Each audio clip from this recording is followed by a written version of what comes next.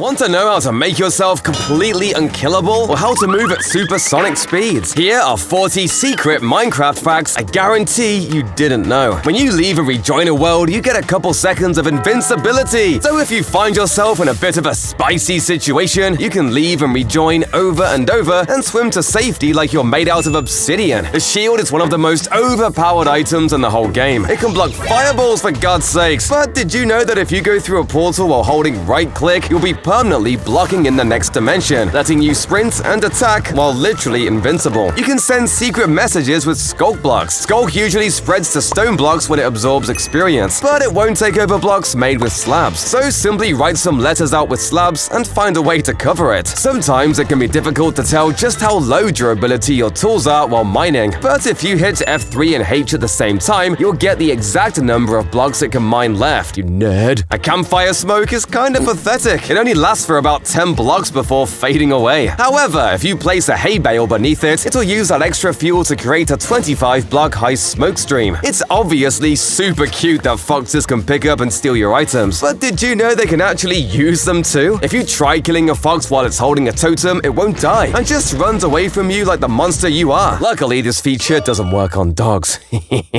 Foxes can also eat chorus fruit if given the opportunity, and presumably get really confused after. You can go upstairs much faster if you've got auto jump enabled. Finally, maybe a reason to use this. Every Minecraft player's worst nightmare is having a creeper sneak in or spawn in their base and having it blow up everything. But to make this a little less disastrous, you can waterlog your chests to make them blast resistant. Speaking of, if you're looking for a block to build your TNT base farms out of, waterlogged leaves might be for you. They're totally blast resistant and super easy to get a hold of. Just be careful you don't accidentally flood your redstone. End portal flames are one of the only impossible blocks to break in Minecraft, right? Wrong! Using a red mushroom placed just right, you can grow it with bone meal and use it to totally delete the frames. Chests usually can't be opened when they've got a block above them, so explain how this works. It's actually just a stair placed backwards. This also works with any other block that's not just as big as a normal block, such as farmland or path blocks, and leaves you a bunch of new opportunities to hide away your goodies. Skeletons can usually see you from about this far. It's around 16 blocks, which, to be fair, is pretty good for a life form with bones for eyeballs. But if you chuck on a mob head like a zombie or skeleton skull, this distance gets much smaller and allows you to get as close as 8 blocks away without them seeing you. The only problem is that now I can't see anything. Speaking of skeletons, there's actually a super clever way to get music discs that I bet you didn't know. Their arrows will turn to fireballs when shot through lava and can even light TNT. This means you can collect a bunch of creepers in a pit and blow them all up with a skeleton like this and end up with dozens of music discs almost instantly. Hitting a mob with a channeling trident in a thunderstorm makes possibly the worst noise in the game. It's so loud! Luckily, this crazy lightning generator isn't quite as loud. You can make it with a piston, lightning rod, and channeling trident, and having a bunch of them allows you to do, well, not much really. But I guess you can trap your friend in a box like this and give them an electrifying experience.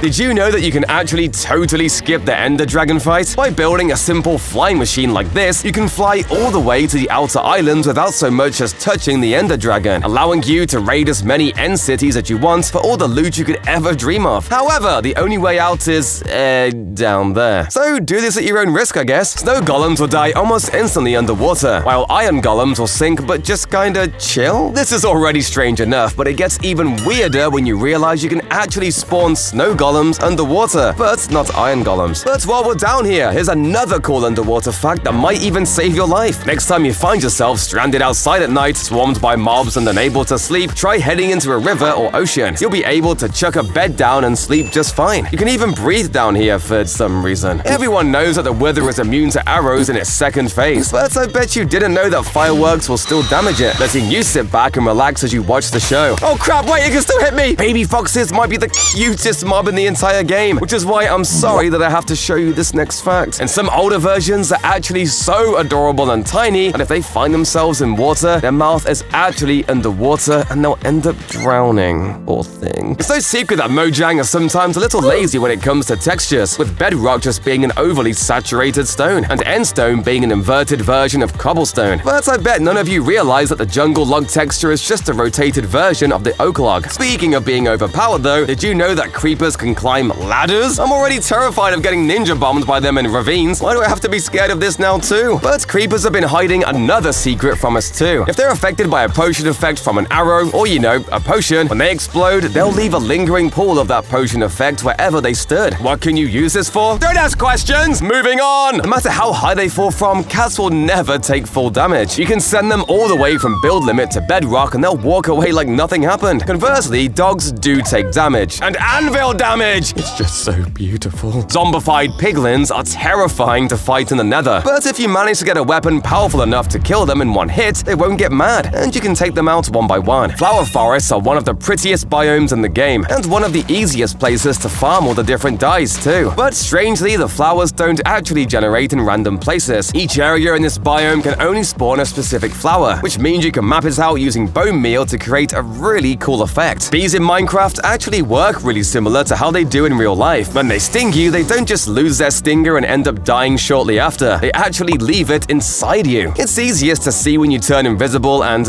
when are they adding tweezers to the game? Everybody knows that naming a mob Dinnerbone flips it upside down, but I bet you didn't know there's a second secret name that does the same thing. If you call the mob Grum with 2 M's instead, it'll do the same thing. This was added at the same time as Dinnerbone, so I kinda feel bad he didn't get as much attention. Poor Grum. If you're like me, you probably still manage to get lost even with a map, but if you name a banner and place it down at your base, you can right-click it with the map, and a marker will pop up showing you exactly where home is. Remember the last time you used a furnace minecart? Yeah, me neither, but there is actually a way to use them that kinda makes them useful, I guess? If you push a furnace minecart into a chest minecart, they'll actually couple together, allowing you to transfer a huge bunch of resources easily without choker boxes. It all completely falls apart the second a corner or hill appears, but hey, they've got the spirit. Honey blocks are so sticky that mobs like villagers can't actually jump off them, meaning you can use them to hold them in place. And if you've spent ages pushing villagers around or using boats to move them, I'm about to blow your mind. You can't bait villagers around with seeds or carrots, but you can get them to follow you simply by having a chat with them. It seems they're so excited to trade with you that they just won't leave you alone, letting you bring them pretty much wherever you want. And if anything was to,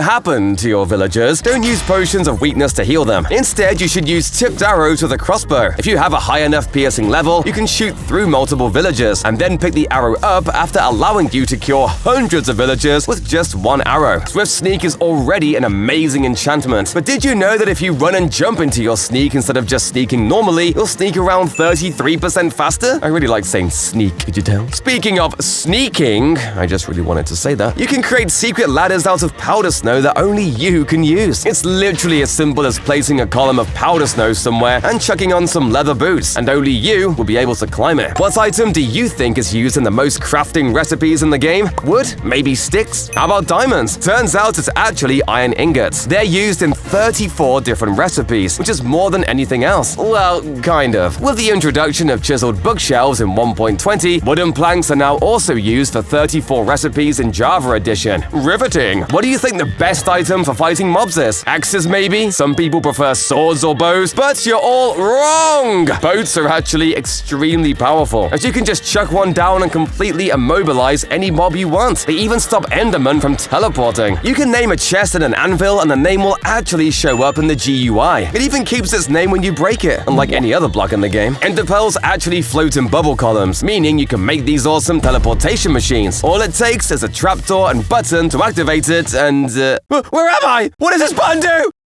Ah! Oh god, subscribe! Ah!